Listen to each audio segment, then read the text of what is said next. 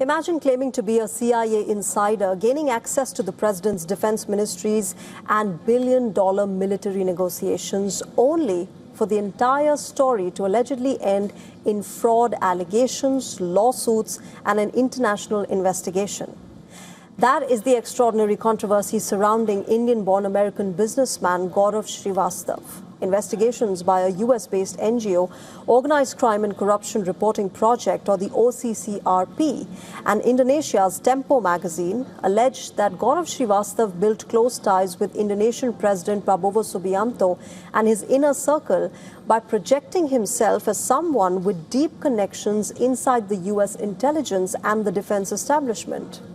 The reports claim that Gaurav became a familiar face around Indonesia's defense leadership between 2020 and 22. He allegedly attended meetings where American defense companies discussed the possible sale of F-15 fighter jets and other military equipment to Indonesia. His companies allegedly also secured 5 preliminary agreements linked to major defense projects. Now, these reportedly included proposals involving 36 F-15 fighter jets, 30 Black Hawk helicopters, C-130 Hercules aircraft maintenance, and a joint military command and control center. But none of those proposals ultimately turned into actual contracts. A spokesperson for Indonesia's Ministry of Defense to OCCRP confirmed the existence of the preliminary agreements, but stressed that they did not constitute a binding contract. Indonesian President Prabowo Subianto allegedly did not respond to the outlets for comments. Reports claim that several of Gaurav Srivastav's companies had little or no defense experience at all. Some were reportedly incorporated only around the time Indonesia issued the preliminary letters, while others later allegedly failed due diligence checks or they were deregistered.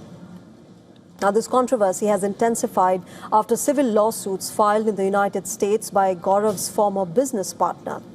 The lawsuits accuse Gaurav Srivastav of fraud, extortion, and falsely presenting himself as a CIA operative.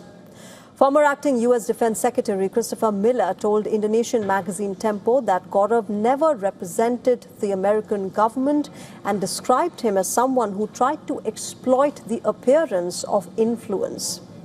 The investigation also traces millions of dollars in disputed business transactions. Indonesian financial authorities are reportedly examining those transactions alongside overseas agencies for possible money laundering.